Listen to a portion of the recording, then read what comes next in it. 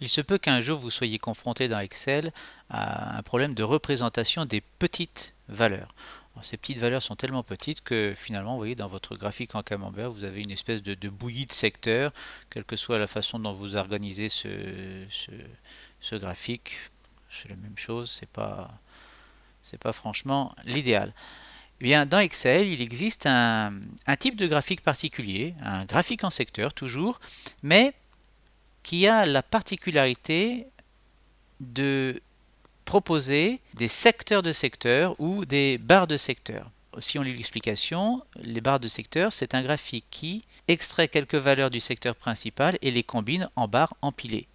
On utilise cette option pour rendre les petits pourcentages plus lisibles ou pour accentuer un groupe de valeurs. Alors, ça nous intéresse. On va modifier ce graphique, on n'a pas besoin d'en créer un autre. Voilà, création, modifier le type de graphique. Et c'est parti. OK. Voilà. Alors vous vous rendez bien compte qu'effectivement, Excel a créé automatiquement un secteur autre, qui regroupe la totalité de toutes ces valeurs. Il y en a 7.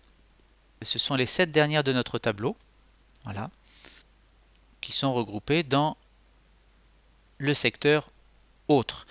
Alors, ce sont vraiment toujours les dernières valeurs de notre tableau. Vous voyez, si je trie maintenant mon tableau en sens inverse, du coup Excel va prendre les dernières valeurs de mon tableau, va composer un énorme secteur qui vaut 92 et qui regroupe ces valeurs-là. Donc, autant mettre les petites valeurs à la fin de notre tableau.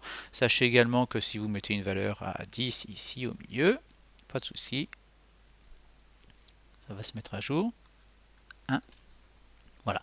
Donc, c'est très beau dans le principe, mais maintenant, comment est-ce que je fais pour déterminer le nombre de valeurs qui seront intégrées dans ce secteur autre? Alors pour cela, je vous propose une petite animation. On a 14 secteurs principaux, un secteur autre qui contient 7 barres de secteurs. Donc si j'additionne 14 et 7, ça me fait bien 21 valeurs. Et c'est bien les 21 valeurs que j'ai dans mon tableau de données. Il faut savoir que un graphique en secteur avec des barres de secteur, c'est pas utile si j'ai une donnée dans mon tableau, c'est pas non plus utile si j'ai 2 données dans mon tableau, 3 données. Voilà, j'ai un secteur, un gros secteur, ça me sert à rien, une grosse barre, c'est pas utile.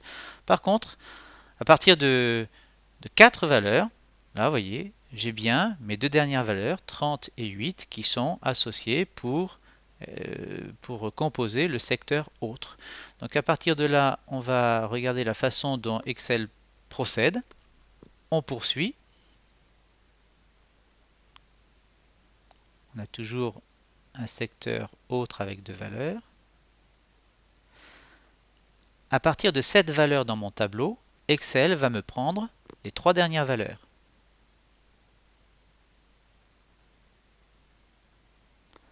À partir de 10 valeurs dans mon tableau, Excel va me prendre les 4 dernières valeurs.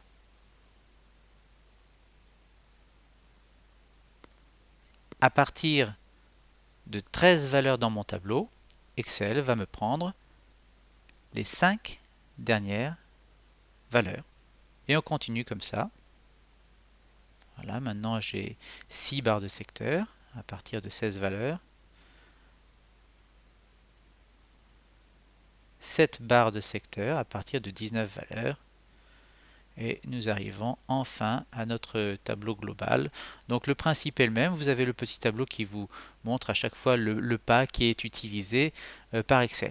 Alors maintenant la question se pose, oui bon c'est très bien, je sais que j'ai 7 barres de secteur dans mon secteur autre à partir de 19 valeurs dans mon tableau, mais moi j'ai pas 19 valeurs dans mon tableau.